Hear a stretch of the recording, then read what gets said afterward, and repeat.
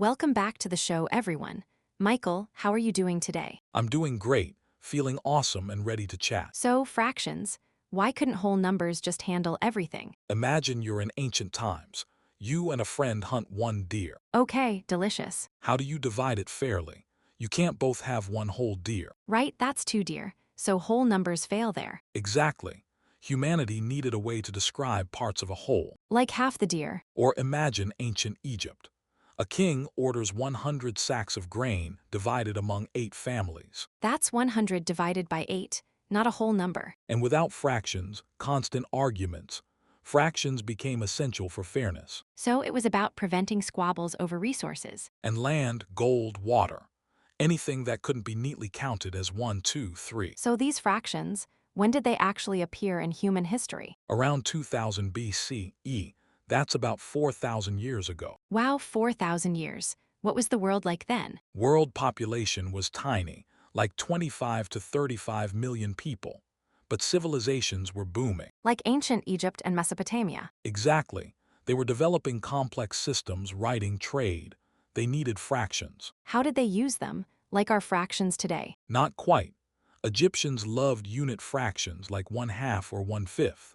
Instead of 3/4, they'd write 1/2 plus 1/4. That's so interesting. Mesopotamians, the Babylonians, used a basement of 60 system.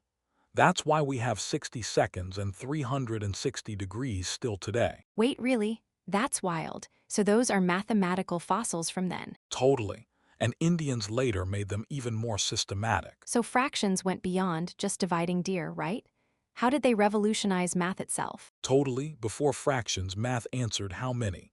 Now it could answer how much. Wait, that's a huge shift. So it's about precision. Exactly, think about cooking.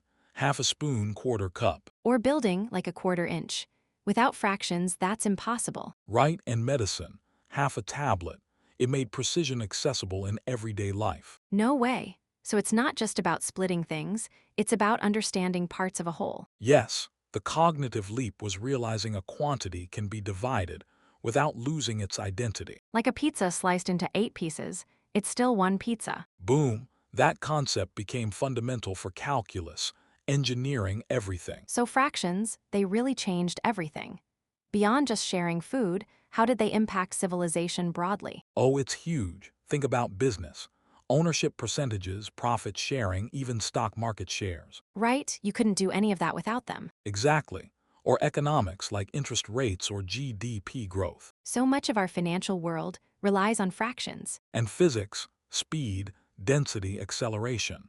Almost every physical quantity is a ratio. Wow, so they're essential for understanding the physical world too. Totally, even computer science.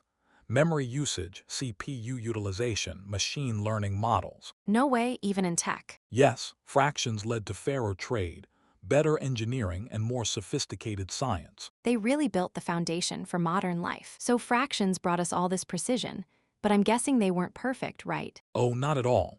They created new challenges, actually. Like what? Calculations with fractions could be really awkward. Think about adding 1/3 and 1/5. Common denominators. My math class nightmare. Exactly, people started asking, can we write these more efficiently? And simplify calculations. Yes, those questions led directly to decimals. So decimals were basically the next step in making math easier to use. Precisely. They streamlined everything for commerce, science, and engineering. Setting the stage for even more amazing stuff later on. Absolutely.